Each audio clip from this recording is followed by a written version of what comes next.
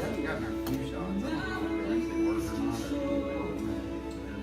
Because somebody asked me one time, some years we get it, some years we don't. Some years we get sick when we get it. There's no like massive correlation. Yeah. You only have to see lots of this and that's it.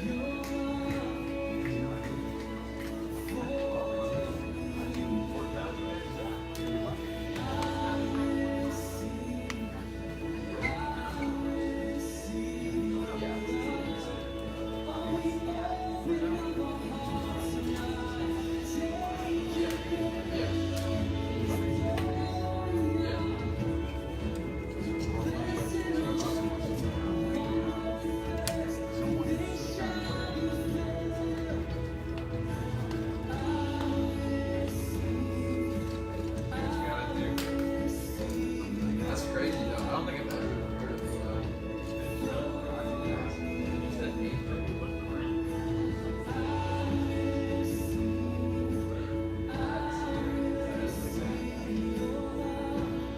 That's wow.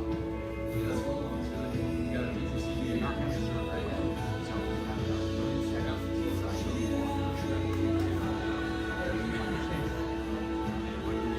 Yeah. Spending money.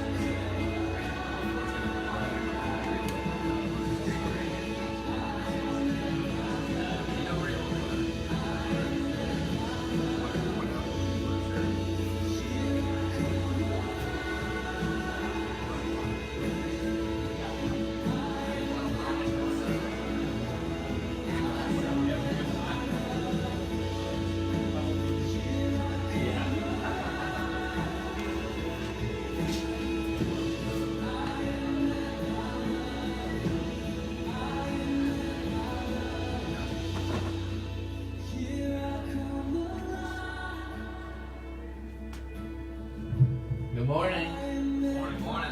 Hey, welcome to a sold out crowd today here at Table Community. So, I'm glad you guys are here this morning. I want to go through a couple quick announcements. One, I just want to go over groups. So groups, there's a couple of changes coming to group. We have a group that meets on Tuesday night at 6:30 at the Broom's house. Yep. So if you've been a part of that group or want to be a part of that group, the Brooms just moved this past week. So they have a new address, and I don't know what it is. I've got it. But Send it out. Kale's got it. He'll send it to you. The other thing is that my group that meets on Wednesday nights, we're going to move to Sunday afternoons at 4:30. We're going to try that out. That'll start this next week. So we won't meet Wednesday. We'll meet next Sunday. So it'll feel like you had a week and a half between groups because you did. But we're going to move to 4:30 on Sunday afternoons. We meet here at the church. Hopefully that will be easier for people that have kids. And if there's like a really good football game on, we'll just kind of have that in the background going on. So the other thing we're going to do is I want to show you this. We're going to change up the group rotation a little bit. So in church planting world, they say marry the vision, stay true to the vision. They say date the model though, okay? And so what we're going to do is we're going to change up how we've been doing groups a little bit. So we've been doing kind of this 4-week rotation, but we're going to move to this 6-week rotation to do all the same things, but hopefully this will let us create a little more consistency, and then also it's going to let our groups come together once every 6 weeks to do outreach so that we have kind of a greater impact when we do outreach. So weeks 1 and 2 will look like typical grow weeks where, you know, those are like our Bible study, prayer weeks, those kind of things. We're going through the book of 1 John right now. Then on the 3rd week, we'll have that belong week, which is like the family dinner week. And then we'll 2 more weeks, you know, grow weeks. And then every 6 weeks we'll come together and we'll do something together as groups to reach our community. That way we'll have a lot more impact when we go out as one. And so that might happen on a Wednesday, that might happen on a Saturday morning, but every 6 weeks, that way we can plan to do it together and we can communicate it a lot better as a church. And so that's the hope there. In the kids' room today, they are starting to do video lessons. So we're using some material from Life Church. So if your kids are in there, they're getting quality video, lessons better than, see, our volunteers rotate in there every week, and so it changes who's in there. So this way we'll have kind of consistent teaching that's going on in there. And Reagan, who's not here today, he's working on developing some questions to go along with each one of those videos, and that as parents you can take those things home as well. And so yeah, I'm gonna pray and then we're gonna do some singing. Dear God, thank you so much for today. Thank you for a chance to come together and worship. Holy Spirit, we ask that you fill this room with your presence, God, that even though the room's not quite as full as it was last week, we know that you can fill our hearts and you can be welcomed here today. And so we celebrate you. We celebrate Jesus, God, and just help us today to understand what it means to be people who are loved by the Father. We love you, and it's in your name we pray. Amen. You guys stand. Let's worship.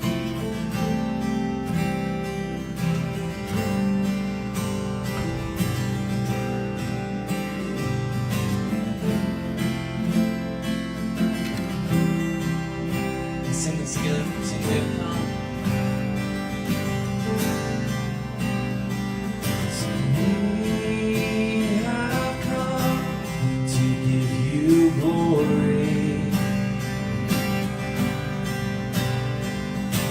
We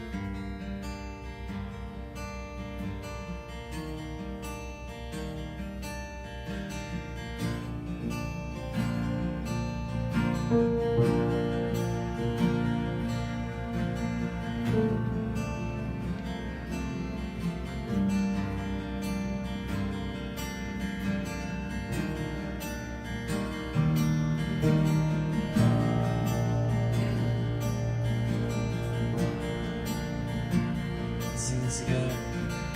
See, I cast my mind. And I cast my mind to Calvary, where Jesus bled and died for me. I see his wounds, his hands, his feet, my Savior on that cursed tree.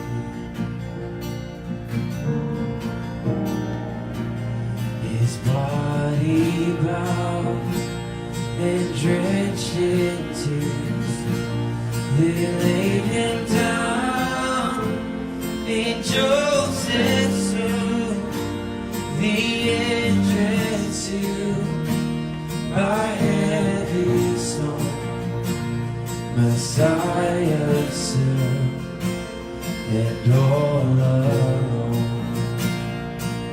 So just like oh praise, oh praise the name of the Lord our God. Oh praise his name forevermore. For endless days we will sing your praise, oh Lord our God.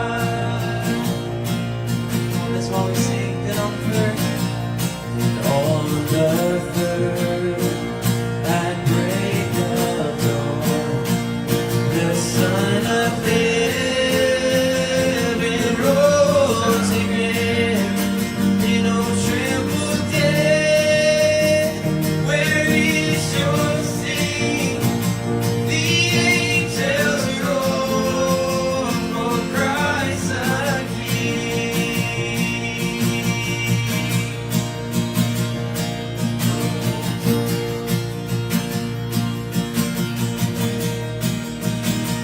Sing, oh, praise the name of the Lord our God. Oh, praise his name forevermore.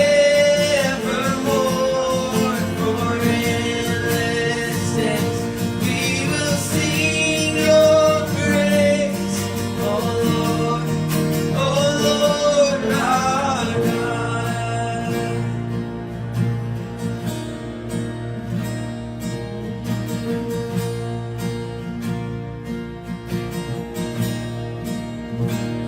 He shall return in robes of white.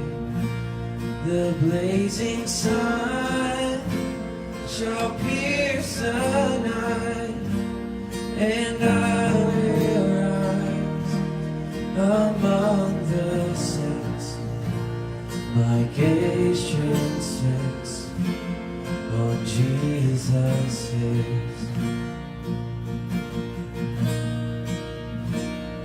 So, oh, praise the name of the Lord our God.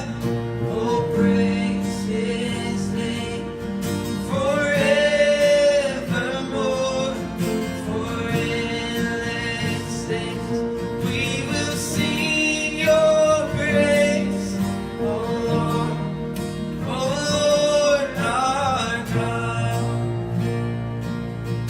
Oh Lord our God. Oh Lord our God. Yeah, Father, we thank you, God, for sending your Son for us. Jesus, we thank you for your sacrifice. Thank you for the way that you love us, Father, and the way that you continually pour out your love and your Spirit on us. Pray that today you'd speak to us clearly, God, and help us to be obedient to what you have to say to us. In Jesus' name, amen. Amen. Thanks, guys.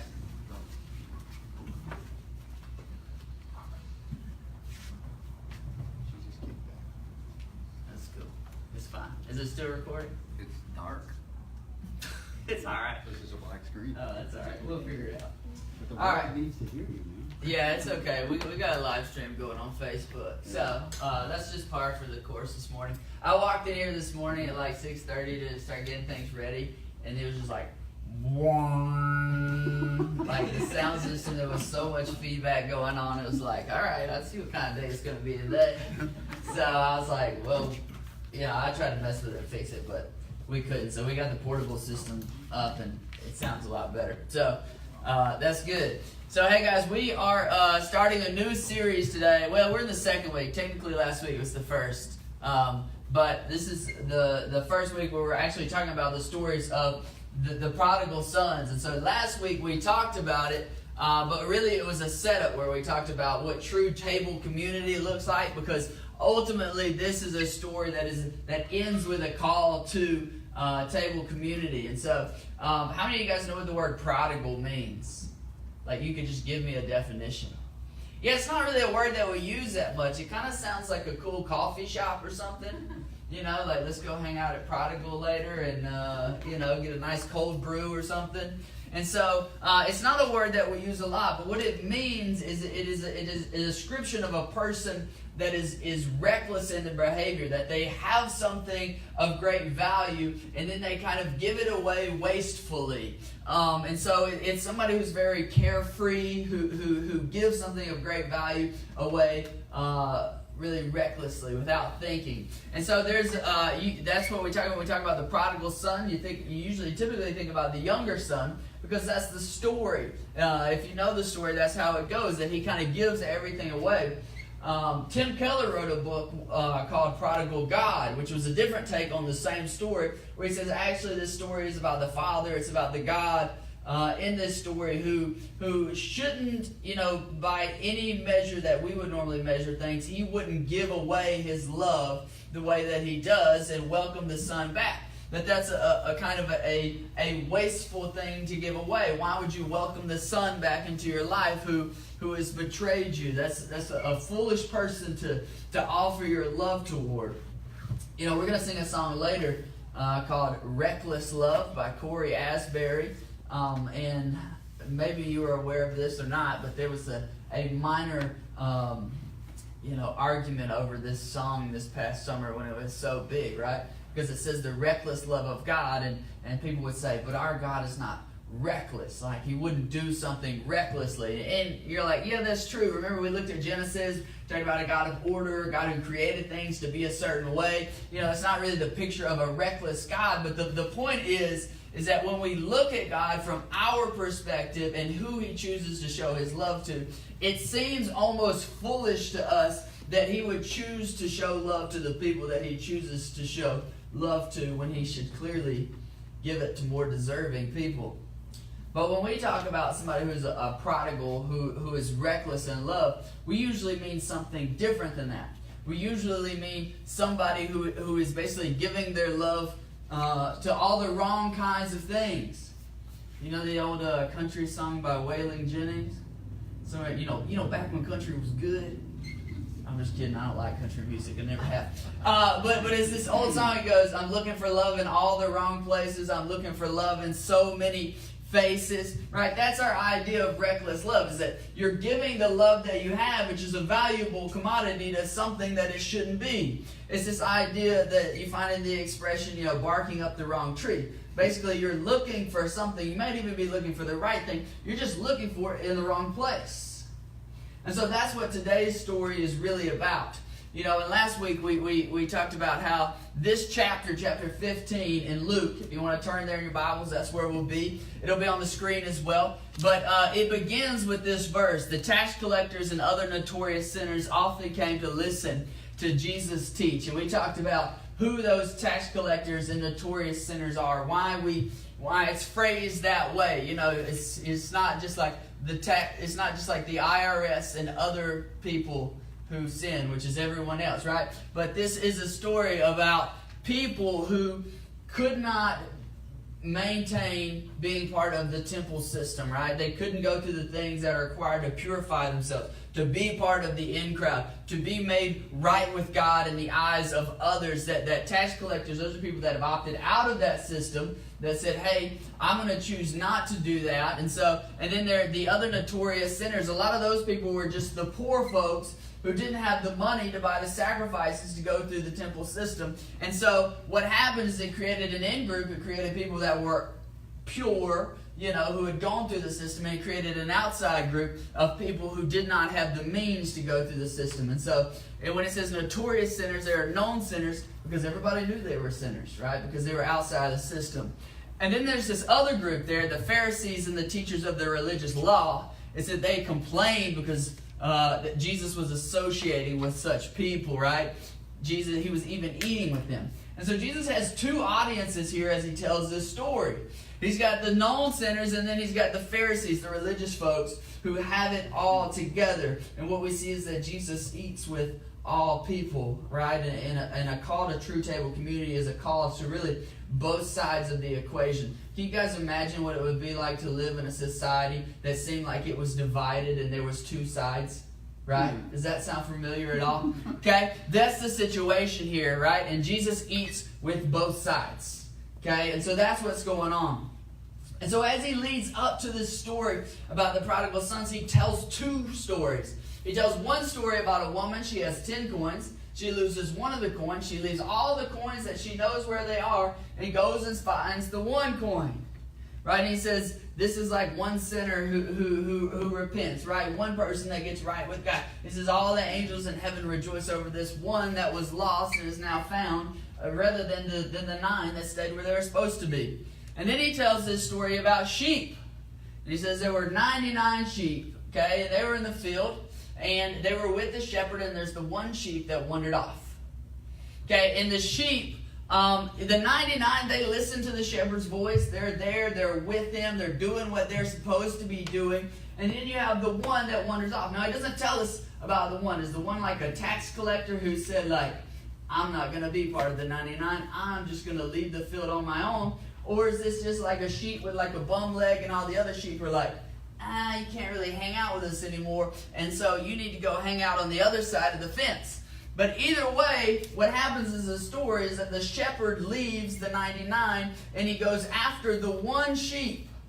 Okay, and clearly, when you think about this audience, these stories are pretty thinly veiled. Okay, they know what's going on. They know who Jesus is talking about when he's talking about people. The Pharisees, the religious folks, the people who are in, they're going to see themselves as, we're the 99 that kind of do what we're supposed to do. Okay, and then there's these other people who are known sinners. We know that they're outside of the tribe. They're outside of the flock. And it says, Jesus says in verse 7, he says, in the same way there will be more rejoicing in heaven over one lost sinner who repents and returns to God than over the 99 others who are righteous and haven't strayed away.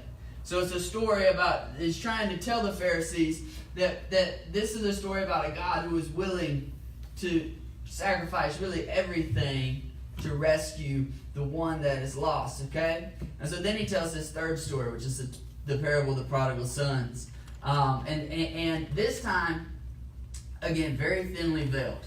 He tells this story in a way that the Pharisees will not be able to miss themselves in the story.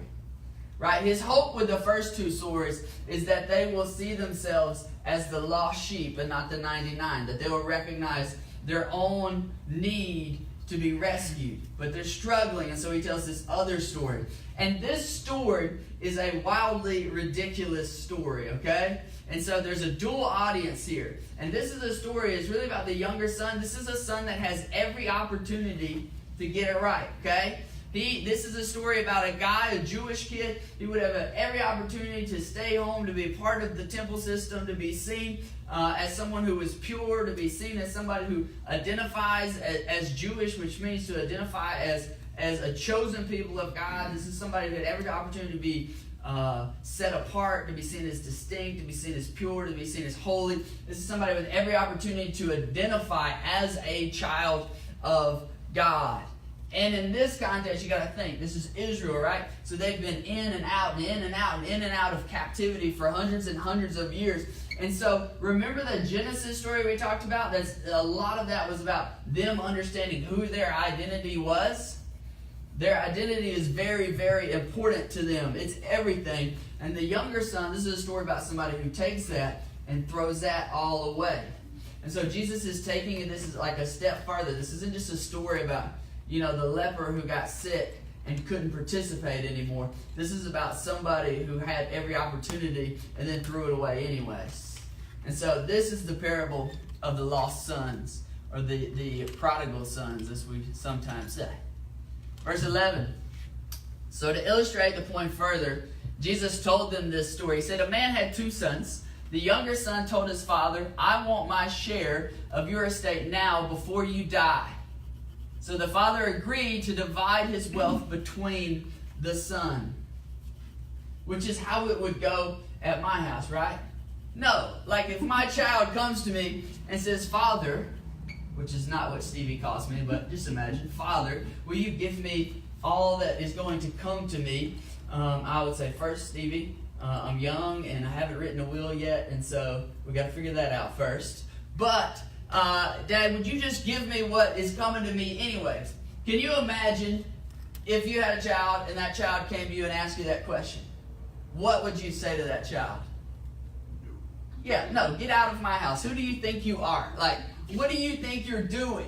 And so, but that's not what happens. The father divides his wealth, which would mean for him, in this context, it would mean I would assume a lower position in society because everything's kind of ranked based on how much wealth you have and how much land you have. And so typically if there's 2 children, the older son gets 2/3, the younger son gets 1/3. And he's essentially saying, Dad, I wish you were dead. Because if someone comes to you and says, hey, can you just give me my inheritance now? They're saying, all you're really worth to me is what you can give me, what material possessions you can pass on to me. And Dad, you might live to be 105, and that's a long time for me to wait. So could you just go ahead and just dish it out now? Then I don't have to worry about maybe you getting crazy in your old age and spending extra money and that kind of stuff, These are the conversations we have about our parents that we don't let them know about. But is essentially saying, I wish you were dead. And the father would have been expected to be like, get out of here, right? To drive this kid out. But instead he divides his life. You got to understand, in the Old Testament, they were given a promise, and this promise included land. Okay? And so there was a connection. Your identity was tied to the land. So to sell your land off is essentially to divide your identity up. Okay, and so the son asked the father basically to tear apart his identity, his wealth, his reputation, and the father would have been expected to do that, but the father doesn't do that, right? The father does it, and you're like, what in the world is going on here? This is a ridiculous way for this story to start. So the son rejects the father's love, but the father bears it all. And so one of the things we need to learn from this story today is that God's love actually absorbs our rejection. And there's a lot of preachers, out there, they'll just hammer you on this and be like, you have rejected God, you are an abomination. That's not typically the way we think about ourselves. We typically, the reality is we typically tell ourselves pretty good stories about ourselves. But the reality is, like, God created the world to be a certain way. He created us to be in a right relationship with God and with each other. You ever had a relationship with someone else that kind of went sour and it was a little bit your fault? Okay. This is the kind of thing. The same thing happens with God, right? We do stuff that we know we're not supposed to do, right? Because it seems like it'd be a really good idea at the time. And we're like, I know this is kind of a step away from God and what God is calling me to, but let's be honest, it's going to be a lot of fun. So I do it, and right? And in that sense, I'm rejecting God. And the reality of this story is that God sees us leaving home, and He loves us enough not to stop us and just keep us there. Okay, which is one of the hardest things to do as a parent. It's actually love that prevents the father from keeping his son home at all costs. Right? It's love that allows the father to let his son kind of find life on his own. And so that's what happens here. In verse 13, it says, a few days later, the younger son packed up all of his belongings and moved to a distant land, and there he wasted all his money on wild living. About the time his money ran out, a great famine swept over the land, and he began to starve. So you have to imagine this son, right? It's not like the father sold his land and gave him an Amex card and said, the card's loaded, son, like, go have a good time. No, that he would have sold his things, and so you got to imagine the son leaves town, and he's got donkeys behind him, and they're loaded down with stuff. This is a caravan. And so he's leaving home, and home is supposed to be the place where you know that you are loved. Okay? Sometimes home is a hard metaphor for some people because we grew up in places where home wasn't always that great. But in this context, this kid is leaving a really, really great home where he knows that he is loved. And so for me, when I go home, I know sometimes that home is the only place where I can count on when I walk in the door. I know that people are going to love me no matter what. Her mother might be mad at me for something I did, but she loves me.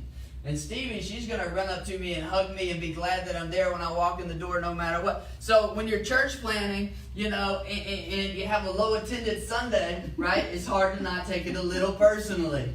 Okay, but when you go home, you know that it's going to be okay because the people there are going to love you no matter what. And so home for this guy and for us, when we walk away from God, it means leaving the place where we know that we are loved, right?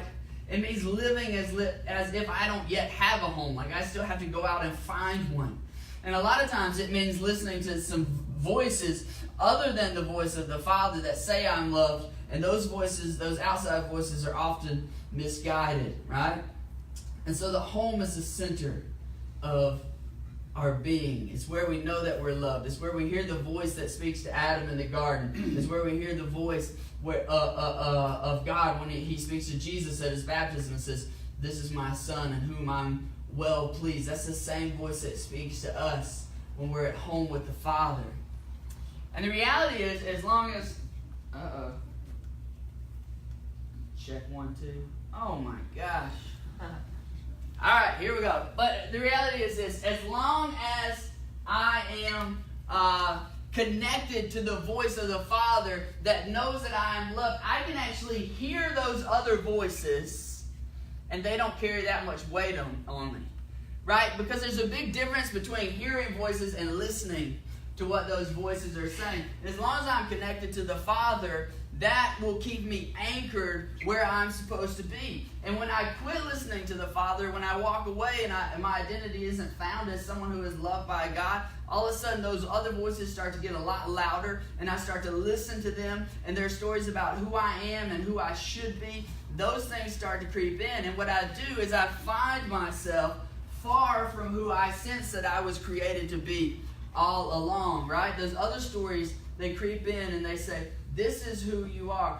This is who you should be. This is what should give you meaning and purpose in life.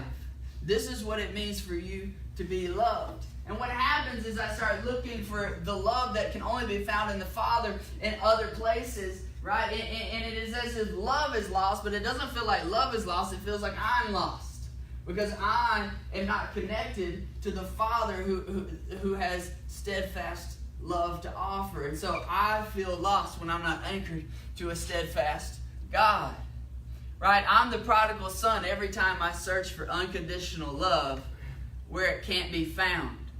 I might be able to find temporary love other places, but I won't be able to find unconditional love other than when I'm resting at home with the Father who tells me that I'm loved. And unconditional love, that's about acceptance, it's about commitment, it's about no matter what I do, I'm still going to be loved when I go home, right? It's about no matter what happens to me, no matter what somebody does to me, when I return to the Father, I return to a place where I know that I'm loved. And so the word prodigal, it means reckless. It means to give away freely. And what happens here is that the prodigal, as he leaves home, the thing that he's recklessly given away is his identity as someone who is loved, right? He's wastefully given that away. And so what we see is, we know this prodigal son, he goes off, he parties, he has a good time, right? The son's outer manifestation, right? The prodigal nature of what he's doing outside is just a representation of the fact that he's given away his identity as someone who's loved on the inside, right? His outer starvation represents his inner starvation, his inner longing. And so I'm a prodigal son every time I look for unconditional love in places it can't be found. Right? Every time I'm like, okay, the next paycheck, that's gonna fill that hole in my life, right? The next purchase I make, the next relationship that I have, right? The next thing I do to make myself more happy with my body, right? And so, for some of us, like I'm competitive, and so like it's the next thing that I can chase, the next thing that I can do, the next job, the next entrepreneurial venture, the next escape, the next big vacation you're dreaming of, right? It's the next person you're saying that if I could just have a relationship with that person, then they would solve some issues for me. Okay? And so none of those things will replace the son's identity, and none of those things are going to replace your identity as one who is loved unconditionally by the Father. Verse 15 says, he persuaded a local farmer to hire him, and the man sent him to the fields to feed the pigs. The young man became so hungry that even the pods he was feeding the pigs looked good to him. But no one gave him anything. When he finally came to his senses, he said to himself, at home, even the hired servants have enough food to spare. Here I am, dying of hunger. I will go home to my father and say, Father, I have sinned against both heaven and you, and I am no longer worthy to be called your son. Please hire me. Please take me on as a hired servant.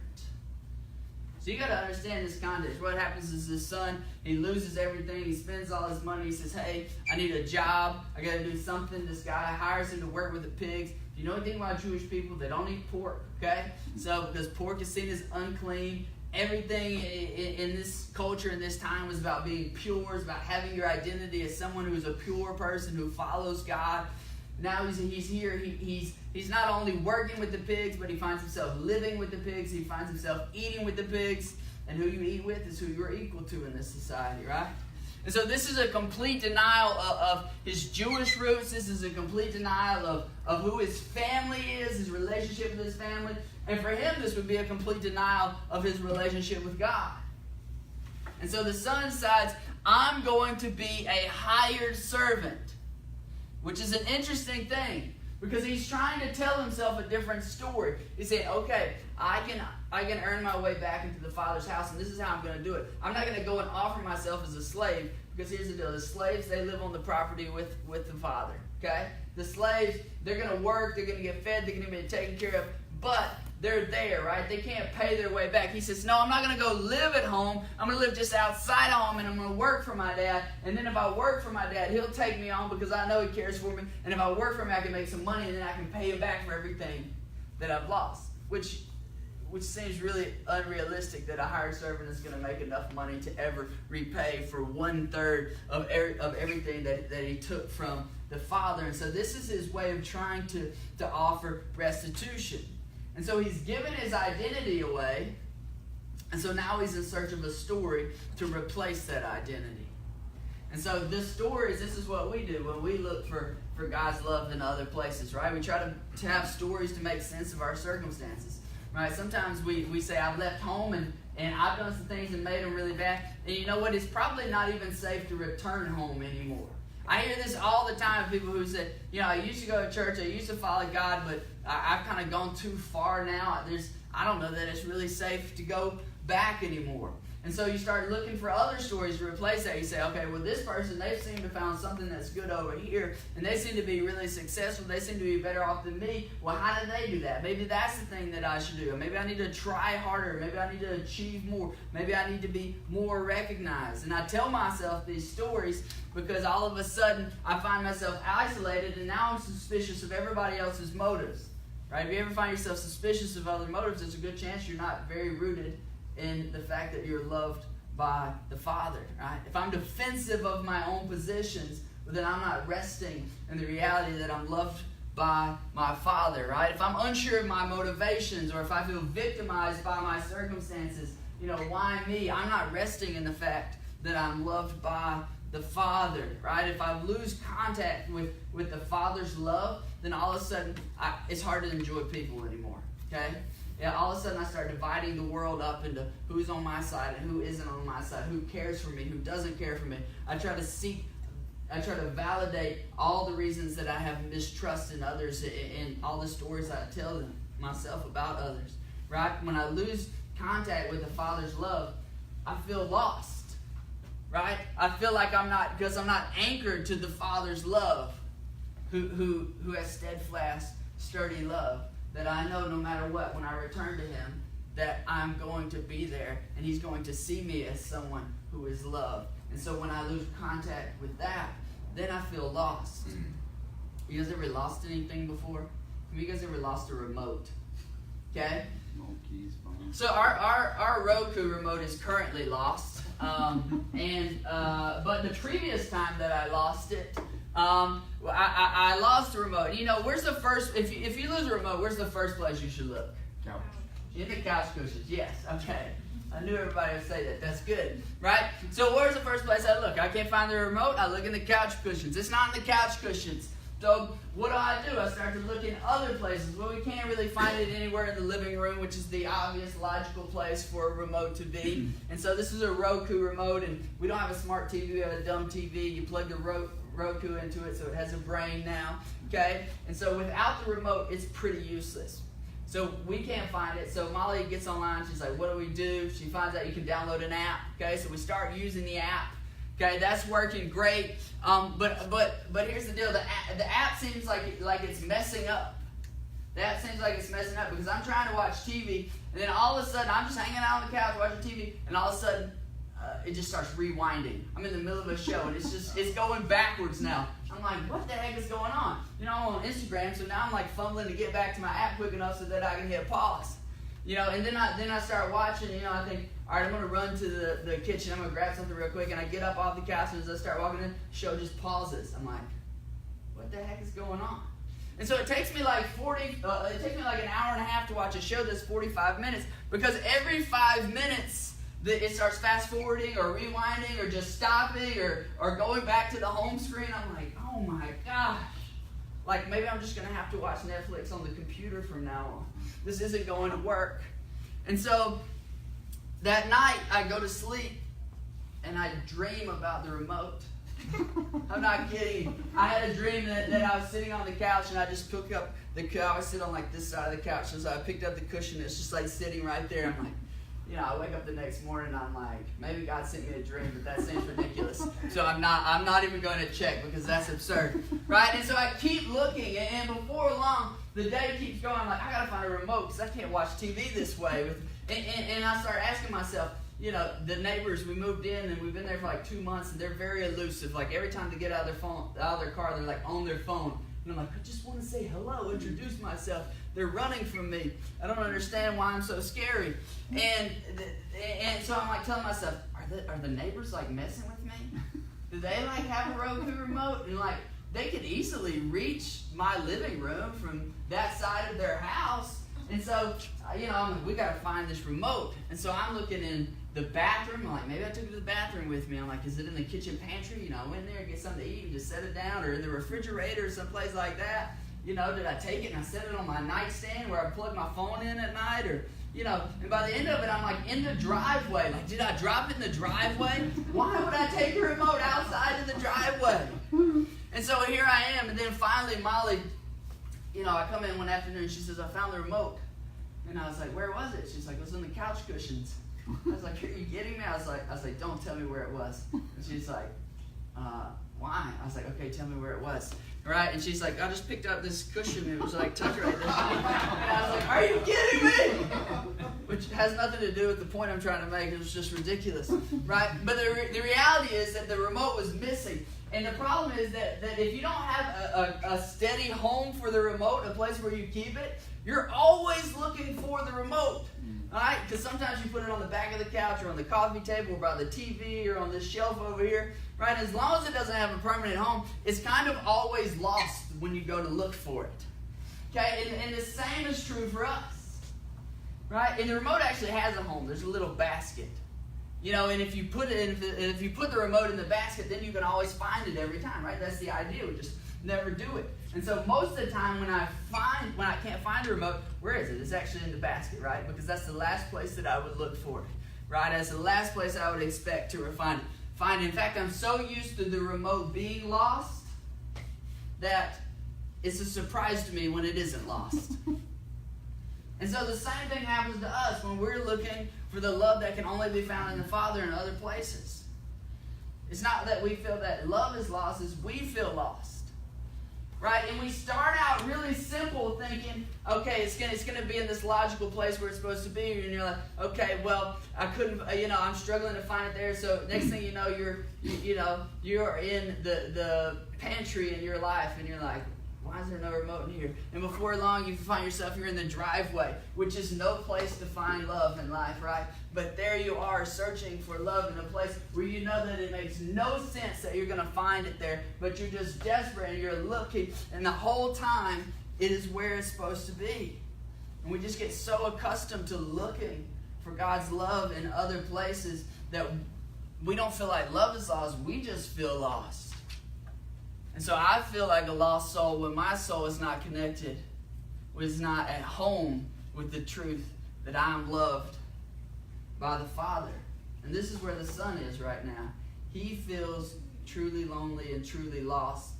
And he's there with the pigs, and the people around him are starting to look at him and say, what are you doing with yourself? You know? They don't even consider him human or one of them anymore because he's got so far off the path. Verse 20, it says, he returned home to his father, and while he was still a long way off, his father saw him coming. And today that might be where you feel. You might like, I'm a long way off from home. Okay? You may feel as if you're a long way off today, but this is the deal. The Father sees you, right? And the Father, he's looking for you. This is why I always say, like, wherever you are on your journey, there's a place for you at the table. It's because the Father sees you. It's because that this is a place, and we are a people of grace that is not deserved, right? That our love, that the Father's love for us is actually not based on our worthiness or what we do, right? The Father sees you, but he isn't looking for you to do something worth seeing. He's just looking for you. Okay, and so God loves us no strings attached, just like the way we should love other people with no strings attached, right? Regardless of background, or if you have it together, or if you don't have it together, whether you're searching or you're new to the faith, you've been in the faith for a long time, or you just need a place where you can come and feel loved, right? Even if you say, I'm not a Christian, but I just need somewhere to feel loved, that the Father is looking for you, and we are looking for you, and want you to know that you're loved. Goes on, it says, filled with love and compassion, he ran to the Son, embraced him, and kissed him. The Son said to the Father, Father, I have sinned against both heaven and you, and I am no longer worthy to be called your Son. Right, so the Father is actively looking for him. The Son turns around and starts to come home, and then the Father is like, the thing that he doesn't realize is that the Father's been watching the whole time. Right, and the Father goes and meets him there. This is why it's so important. Confession and repentance are so important, because a lot of times all those false identities that they begin to pile up, that we can't see who we are, even though the Father still sees who we are, right? And the warning there is just that all those false identities that we create for ourselves, they eventually collapse under pressure. And so as soon as the Son sees the Father reminds him of who he is. He's a son, right? The Son starts to tell his story, and I want you to see what happens. He says, Father, I have sinned against both heaven and you, and I am no longer worthy to be called your son. He's about to say, now let me be your hired servant. But what happens instead? Verse 22, it says, but the Father said to the servants, quick, bring the finest robe in the house and put it on him. Get a ring on his finger and sandals on his feet, and kill the calf that we have fattened. We must celebrate with a feast. For the son of mine was dead, and now he's returned to life. He was lost, and now he is found. And so the party began. You see, this is a picture of a God that lowers himself, right? Who wastes what we think is important, right? We think the Father should be resentful to the Son for acting this way. But no, you see this picture of this older man who runs out to the Son, and that would have been seen as disgraceful. And the Son begins to give his plea. He's rehearsed this whole story, and he gets through the first line, and he doesn't even get finished because the Father isn't concerned with this other false story that he's told him. He wants him to know right away. He's like, the Father has no intentions of ever being repaid by the Son. And so the Father doesn't hear the Son's plea because he's already forgiven him. Right? There's nothing needed to earn the forgiveness of God. And so as we look at our next steps this week, I just want you to ask yourself this: where am I on my journey today? Am I actively walking away from God? Am I maybe I'm like the younger son, and I've just found myself kind of my wits end? You know, metaphorically, I'm out in the driveway looking for love in places where it can't be found, and I've looked everywhere to try to figure out who I am and who I'm supposed to be, and I've tried out all these different stories, and none of them seem to be working for me today. And maybe you've turned around and you started to walk home, and the Father's meeting you and walking with you, and if that's not you and you're not there yet, well, there's an opportunity here for you to come and to say, hey, it's time to come home. The second thing I want you to do is really this thing of belong. I want you to come home to a place where you can know that you are loved, right? That you may have looked for love in all the wrong places, but that there's a Father and there's a home where you can come to and you can know that you are loved. Right? This is why we talk about groups being so important around here, why it's so important to show up to group and not just to Sunday morning, because groups are actually the most important thing we do. Because to be loved is to be known. Right? You can't love somebody that you don't know, and you can't truly love somebody back unless you truly know them. And groups are a place where you can come and open yourself up and be known by others and know others well. And it's only in that context when you can truly feel loved. And so to belong with the Father is to know the Father, to have a relationship with Him, to know and become, to follow His Son Jesus, and to see yourself as someone who is known by God regardless of what you've done or what's happened to you, and realize that the Father still loves you.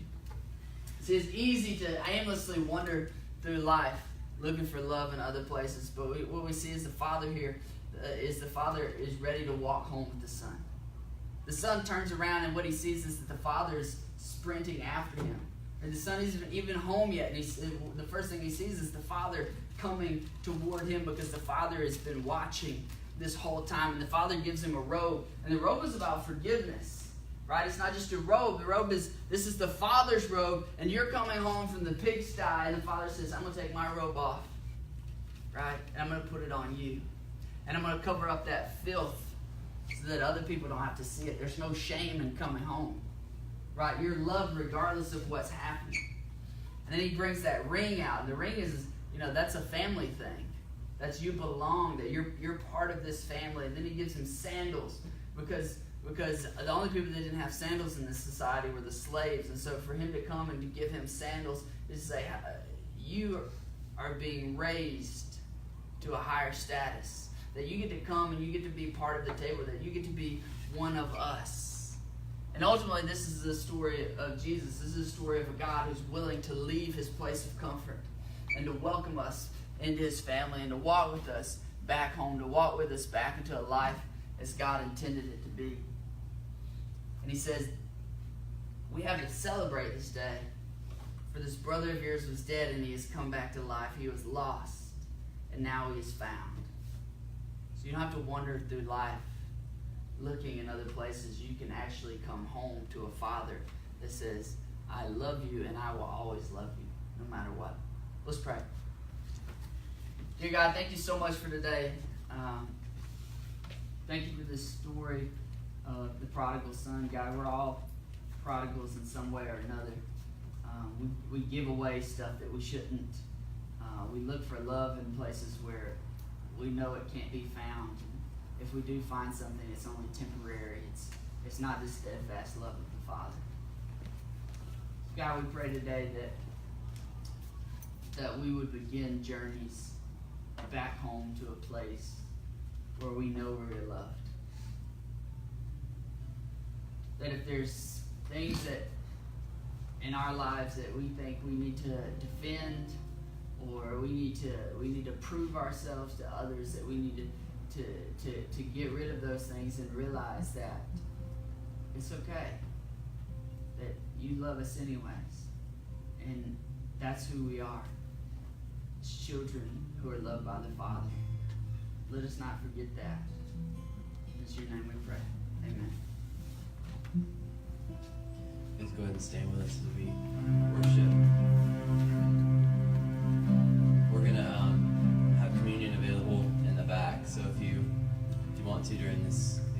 song, you can go back and do that. And then during the second song, we'll go ahead and pass the offering plate.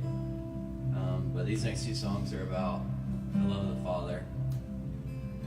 And they're about the way that He's in constant pursuit of us. So I just pray that as we sing these, you would just invite Him in, invite the Holy Spirit in, and let Him work and speak to you today. So let's sing.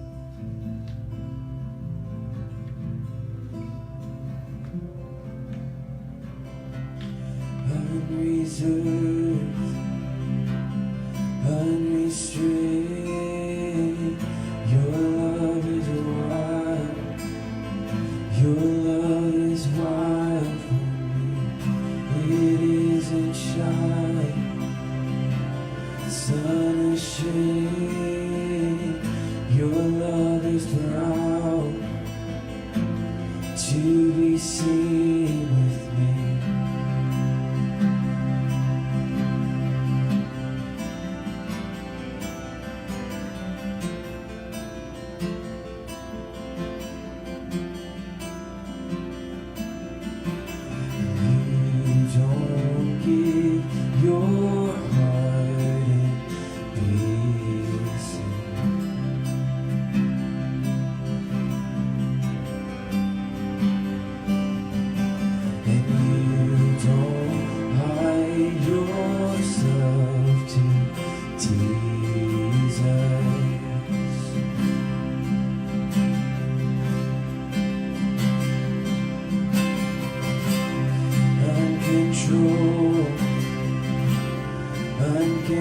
Uncontained, your love is a fire, burning bright for me.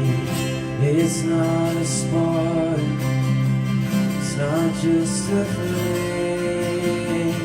Your love is alive, and all the world will see. All the world will see.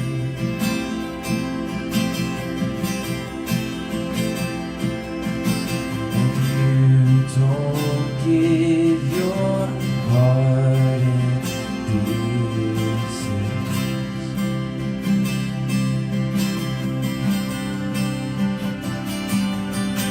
And you don't hide yourself to tease us.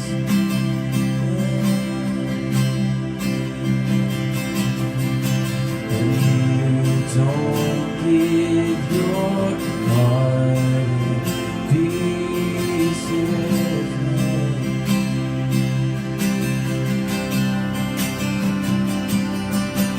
And you don't hide yourself to tease us.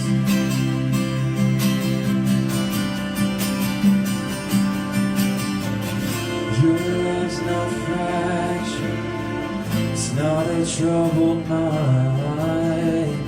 It isn't anxious, it's not the restless kind.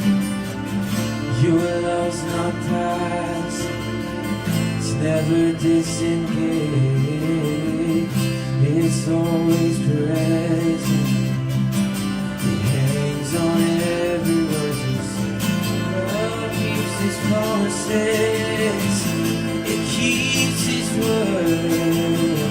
On earth what's sacred, 'cause His vows are good. Your love's not broken, it's not insecure. Your love's not selfish.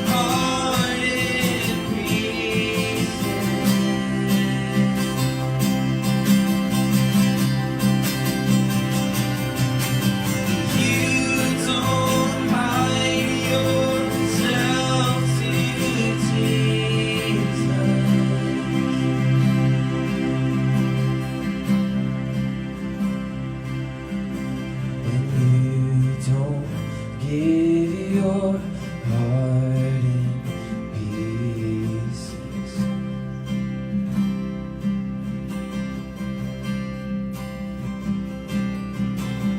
You don't hide yourself to tease us.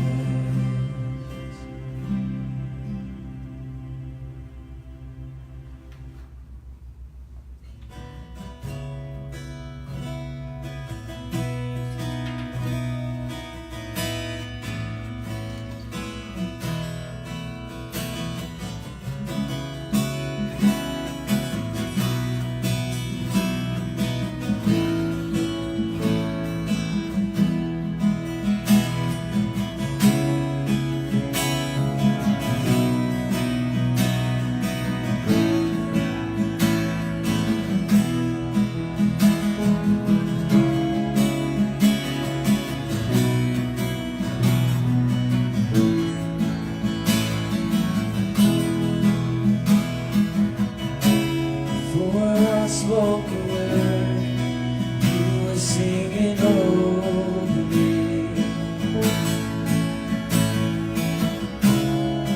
You have been so, so good to me.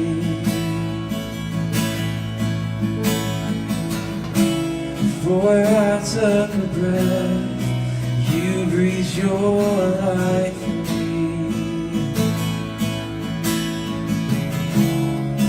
You have been so, so kind to me. Let's sing that again. Sing before I spoke. Before I spoke a word, you were singing over me. You have been so, so good to me. Before I took a breath, you breathed your life in me.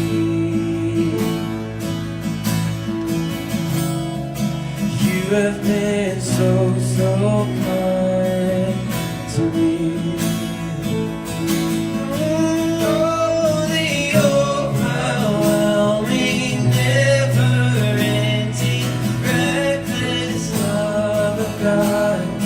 Oh, it chases me down, fights till I found Lisa 99. And I couldn't earn it, and I don't deserve it. Still, you give yourself away. Oh, the overwhelming, never-ending, reckless love of God. Yeah.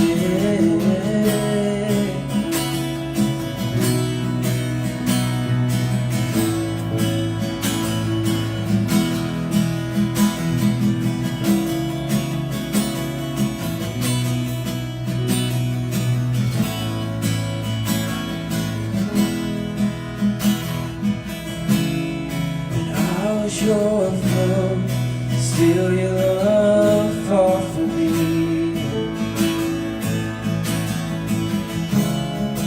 You have been so, so good to me. And I felt no worth, you paid it all for me. Yes, you did. You have been so, so kind to me. Sing, oh, the overwhelming, never-ending, reckless love of God. Oh, it chases me down, fights till I found Lisa 99. And I couldn't earn it, and I don't deserve it. Still,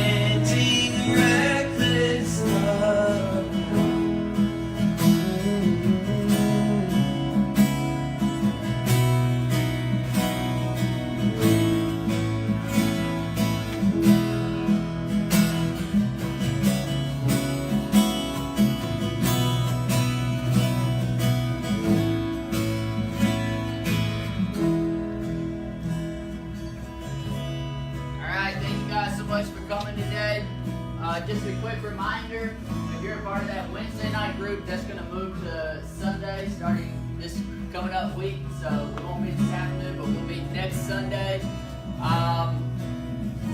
6:30 Tuesday night at Broom's house. And I think that's everything.